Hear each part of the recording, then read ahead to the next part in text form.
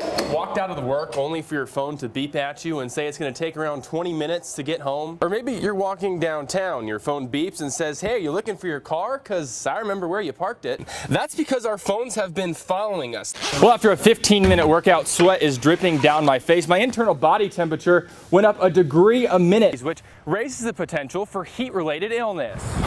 That's a little better. That is freezing. I don't get nervous for live shots. I have been nervous about this all morning long. We're in what used to be the living room. Actually, debris and insulation still actually falling down here on kind of this kitchen area. As you can see, couches and fireplaces and mantles completely covered in drywall and insulation. The homeowners are actually busy right now going through their kitchen, their fridge, and their freezer, trying to grab anything that they possibly can salvage before they head out.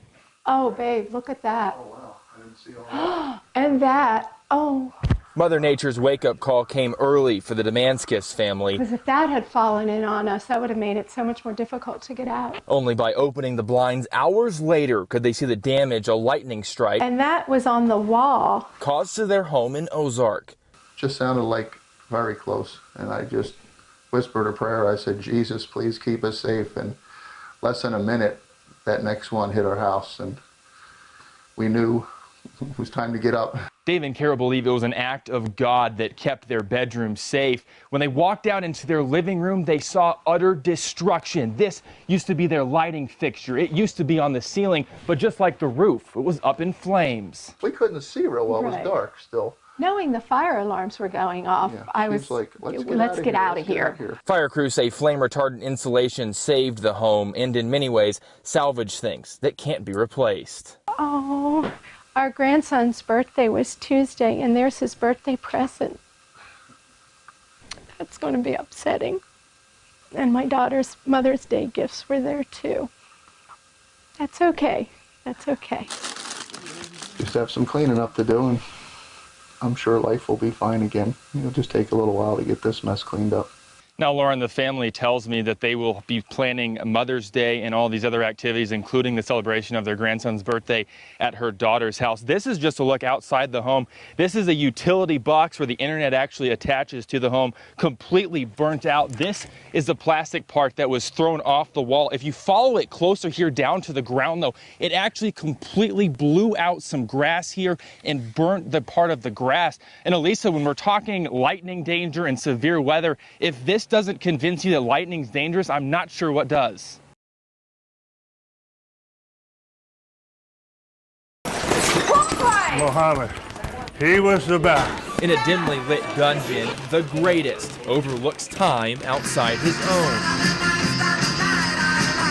A corner man of sorts for the men and women pitted against the same fight for their lives. The man in the blue corner needs no introduction. Dr. K, superintendent 18 years now in Nixa, 62 years old.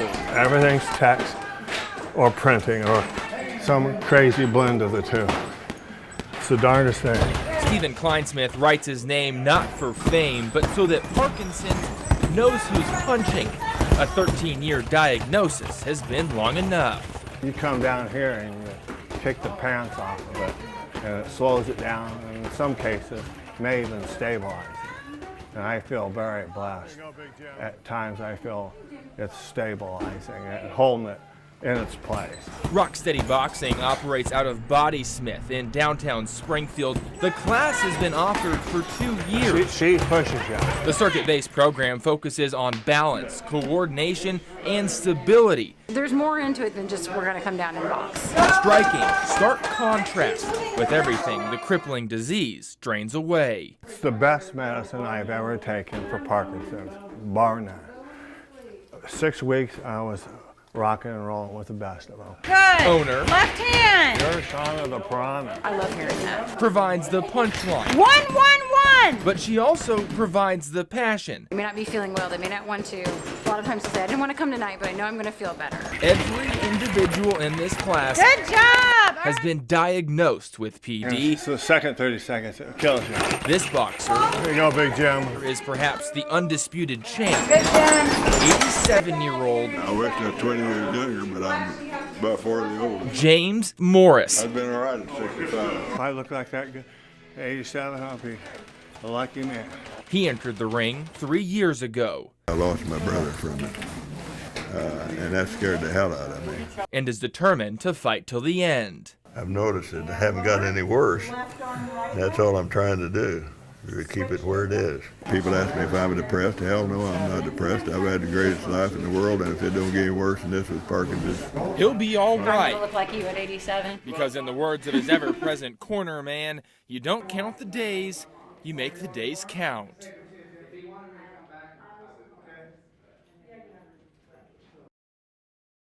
While not exhaustive, our nation has historically been divided on the gun control debate by two main train of thoughts. Conservatives believe that this is an inalienable right to own a weapon for self-defense, recreation, and everything in between.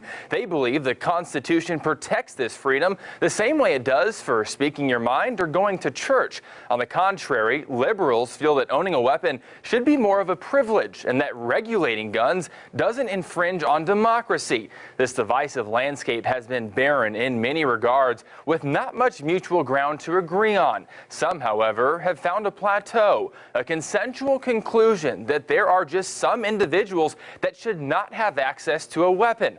Dylan Roof posted contentious pictures with racist captions on a Russian-based website. Prior to murdering 9 in a South Carolina church, Omar Mateen pledged ISIS before killing 49 in Orlando. And Nicholas Cruz began introducing himself as a school shooter prior to opening fire at Marjorie Stoneman Douglas High School. In all cases, authorities failed to intervene. How difficult has it been working in the political climate that we're in right now? Very difficult. The Extreme Risk Protection Order Act has been read twice now on the Missouri House floor by Democratic State Representative Alan Green. His legislation, House Bill 2664, proposes that family members are given the power to take their loved ones to court, removing their guns in the process if a judge adjudicates them for a mental illness. It's a policy known as a gun violence restraining order, and it's growing in popularity nationwide. If we, for one moment, can stop a tragedy, we save some lives, then this has been worth it. However, in Missouri, it may have fallen on deaf ears. Do I see anything actually being done about it? No. But that doesn't deter me from having hope that one day we will get to the point.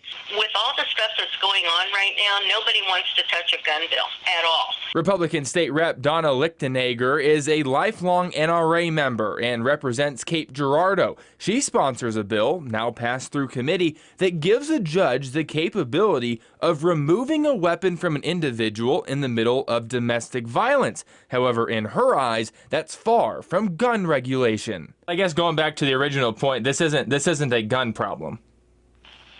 I don't think so. Guns don't kill people. People kill people. And nobody wants to talk about that. I see one side proposing ideas to help fix this and the other side stomping off saying no. If somebody was a really bad driver and we knew that, there are steps that we can do to make sure that that person doesn't hurt people with the vehicle. Skylar Johnston is the executive director for Greene County Democrats, a father of 2, a son of a veteran, and a native of rural Oregon County. This may not be the best way to do it.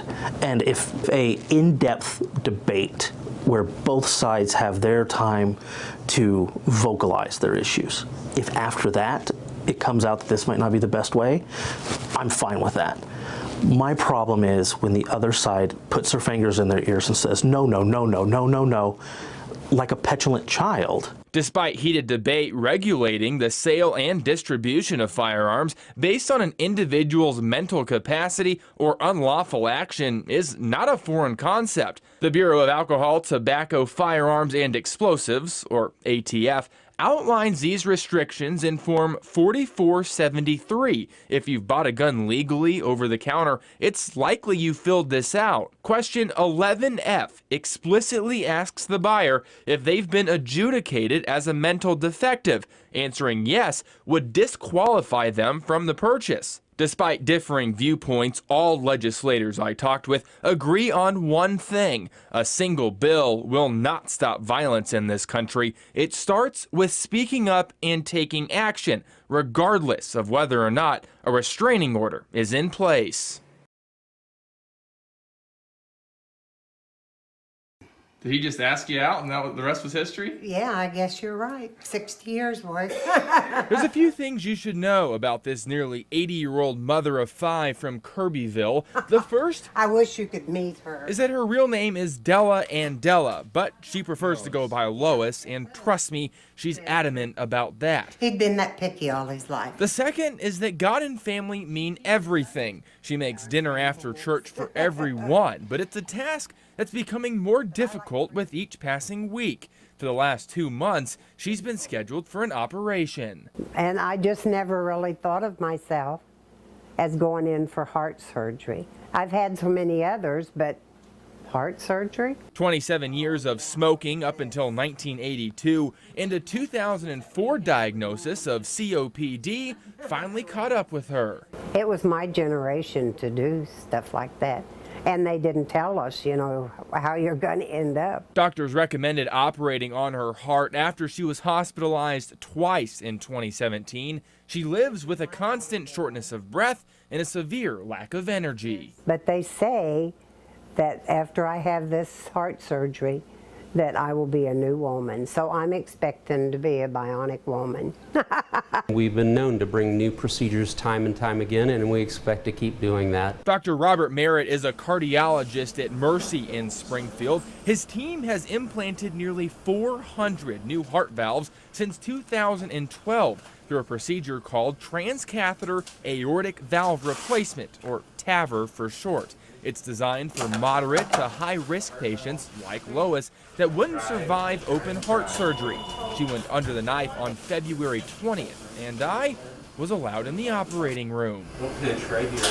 Doctors began the procedure by feeding a catheter the size of a pen up through the femoral artery just above her hip. So all of our access is complete. It pushes upstream to the aortic valve, responsible for delivering fresh blood from the heart to the rest of the body. A new metal valve made of nickel, titanium, and pig tissue soon emerges. Doctors analyze digital imaging and release a liquid contrast. That looks in really good position. Before fully deploying the implant. So now we have a fully deployed valve. Start to finish, a mere 45 minutes under minor sedation. We've got you a brand new valve, Della. That's Lois. She's still able to talk. You breathing good? Her benefits will be almost immediate. She'll have the ability to breathe and not have to sit up to breathe, right? She'll be able to get out, put all her clothes on, and walk through her house without difficulty now. That's our expectations. And within a week, I think that she should probably be enjoying more activities with her family and getting out of the house.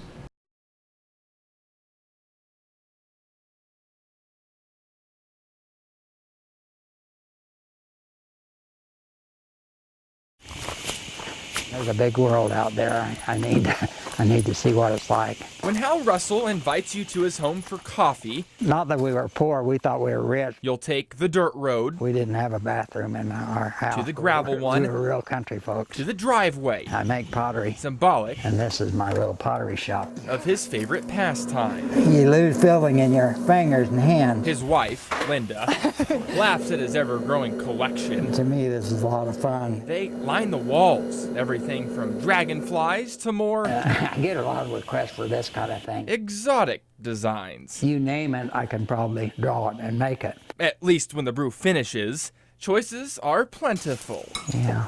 And when Hal begins to open up, as he often does, there are some things you should know. Like how that cup holding your Java... But they didn't have a catcher. ...really wasn't... I could catch. ...his first love. That diamond... I actually played baseball myself. ...belongs to another. If you're good enough and you're lucky enough, you get up to the major leagues, you get what you call your cup of coffee. Hal never made it to the majors. In fact, those dreams vanished when he was just 20 years old. It was in 1968 that Uncle Sam drafted this at-home country boy, enlisting him in Southeast Asia. I was in Vietnam from 68, 69, spent a year in the war over there. And then after that, I kind of, you might say, become a hippie and had a hard time dealing with everything. Some of his closest friends made the ultimate sacrifice during his year of service, and his homecoming wasn't much easier. Didn't have any respect when I come back from Vietnam. His ghosts haunted him for decades. You don't know you have a problem, and I didn't discover that until maybe 5 or 10 years ago, and somebody said, maybe you have PTSD. Hal could have run back to his roots, but instead pedaled in the opposite direction. To me, difficulties are just an adventure. He now competes in endurance racing and was recently dethroned as the oldest man to ever complete the Tour Divide, a 2,700-mile mountain bike race from Alberta, Canada, down to the Mexico border. Just this year, he completed the American Trail Race, over 5,000 miles from sea I can get out there and to shining sea. just forget everything. 62 days, This is it. 18 hours, and 29 minutes. I started out, trying to get rid of my Vietnam ghost, and I realized I'm not going to do that. That's part of me. But I can figure out why am I so lucky to get to do things like this? And somebody asked me, I guess you carry a gun, you have a weapon. No, my gun, my protection is my handshake and my smile. And that, if we'd all do that, we'd have it figured out. Hopes, dreams, resiliency, and defeated ghosts. Don't forget Vietnam. Manifested in miles. I don't have that problem anymore. And jars of clay. I can say I got my cup of coffee, so.